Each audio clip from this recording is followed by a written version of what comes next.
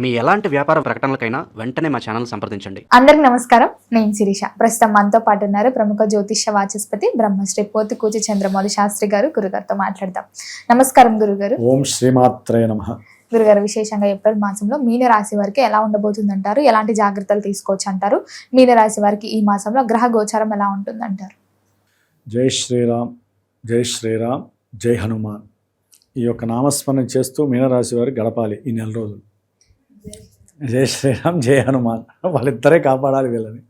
ఎందుకంటే అమ్మ, మీనరాశి మనకున్న మేషరాశుల్లో 12వది. అంటే ఇది పూర్తిగా మనిషికి ఒంటరి పోరాటం ద్వారా ఒంటరి పోరుని సూచించే రాశి. ఇది ఒంటరితనానికి ఎక్కువగా ఈ రాశిని వాడుతూ ఉంటారు. ఎందుకంటే మోక్షం పొందాలంటే ఒంటరిగా ఉంటే కానీ మోక్షం రాదు, కుటుంబంతో కలిసి ఉంటే మోక్షం రాదు. కుటుంబంలో ఉన్నటువంటి వాళ్ళు ఎక్కువ మంది కోరుకునేది ఒంటరితనాన్ని. పెళ్ళి కాకముందు ఒకలా ఉంటారు, పెళ్ళైన తర్వాత నాకు ఒంటరితనం కావాలని కోరుకునే వాళ్ళు చాలామంది ఉన్నారు. వాళ్ళకి ఇది ఒక పరీక్షా సమయం. ఈ నెల రోజులు అరే నాయన నెత్తి మీద శని కూర్చొని ఏడుస్తున్నాను, ఏలినాడు శని అని బాధపడుతున్నారు మీనరాశి. దాని ద్వారా కుజుడు వచ్చి కూర్చుంటున్నాడు. అంటే ఇంకా శని భగవానుడు ఏంటంటే అమ్మ, ఒరే నాయన నువ్వు అనుభవిస్తావని చెబుతాడు. కుజుడు వచ్చి డైరెక్ట్గా అనుభవింపజేసేస్తాడు. ఆగడు, ఆవేశం ఎక్కువ కదా, ఇంత ఆలోచన కూడా చేయడు ఆయన.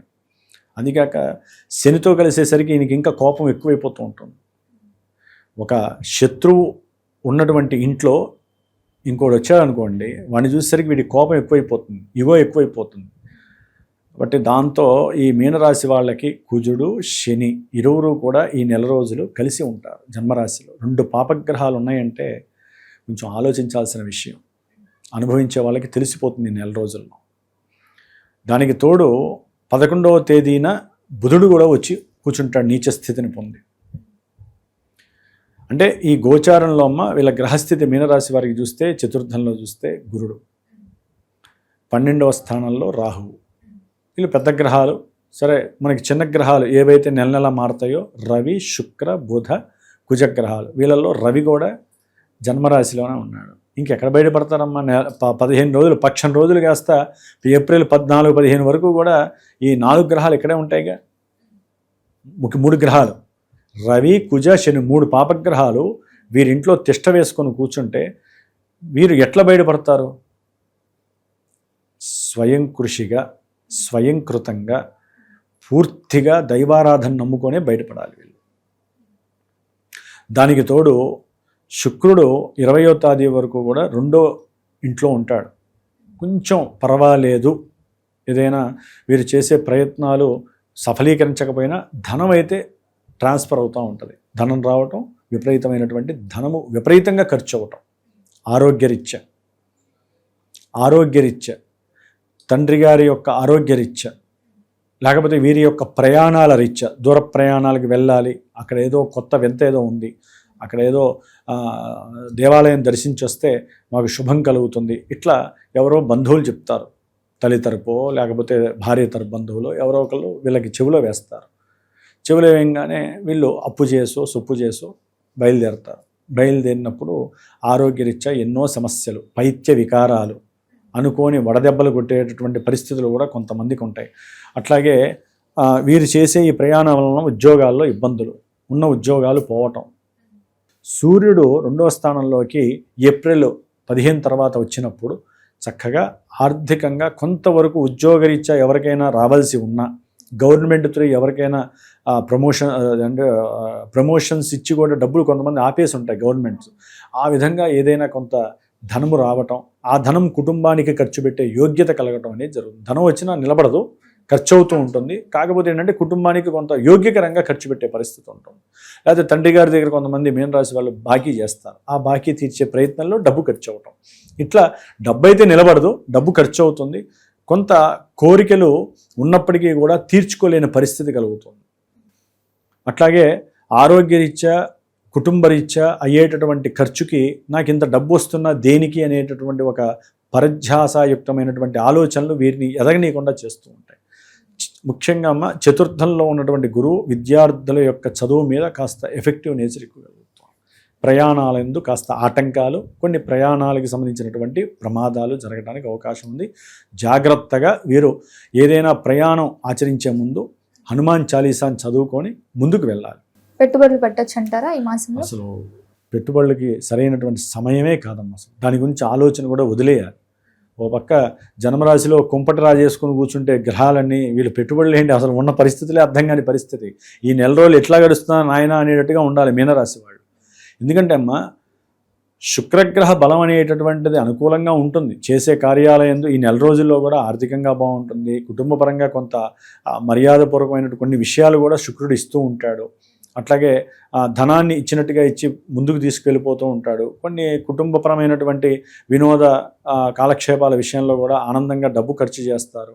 కొన్ని సంభాషణలు, వివాహానికి సంబంధించినటువంటి సంభాషణలో కొన్ని ఎదురు దెబ్బలు తగులుతాయి.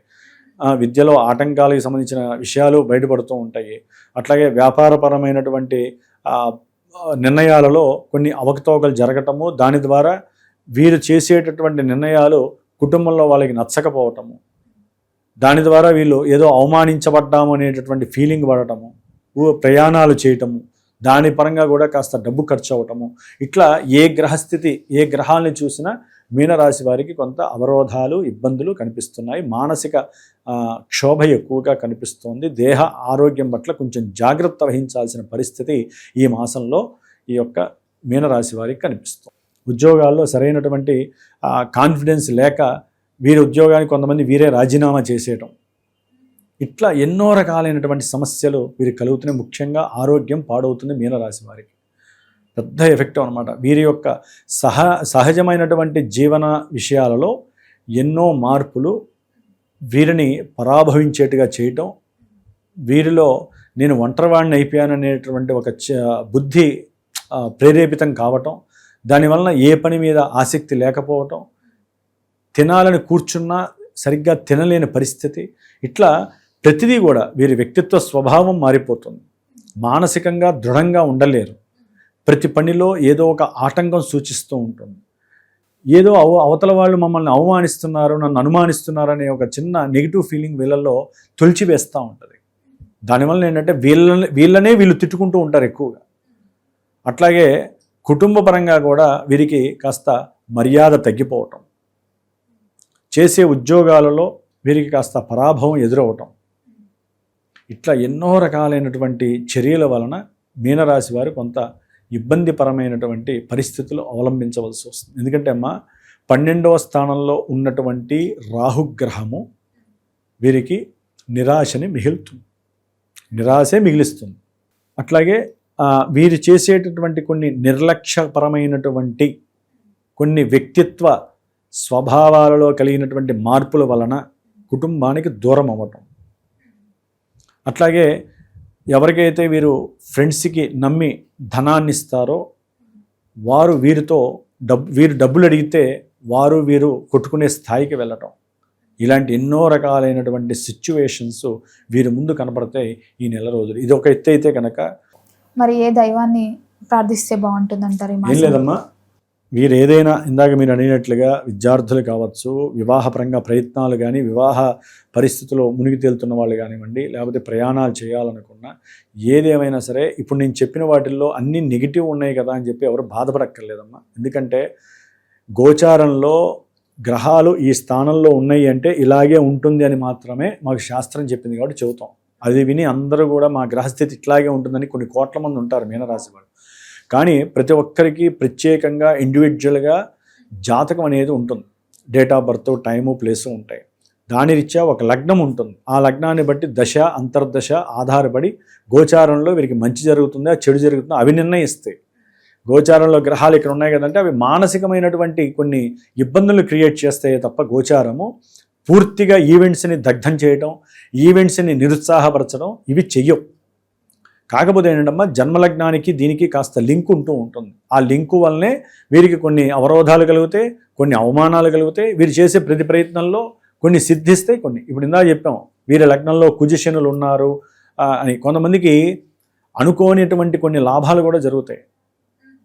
ఇవన్నీ జన్మజాతకాన్ని బట్టి ఆధారపడి ఉంటాయి. కాబట్టి సరైన గురువుని ఎంచుకొని ఎవరైనా సరే కొన్ని ఈవెంట్స్ ప్రారంభం చేసే ముందు వారికి జరగనటువంటి పనుల రీత్యా ఆ యొక్క దశలు అంతర్దశలు తెలుసుకొని గురువు ద్వారా నిర్ణయించబడినటువంటి కొన్ని పరిహారాలు చేసుకోవటం ద్వారా మాత్రమే వారి జీవితంలో సక్రమమైనటువంటి మార్గం కనిపిస్తుంది.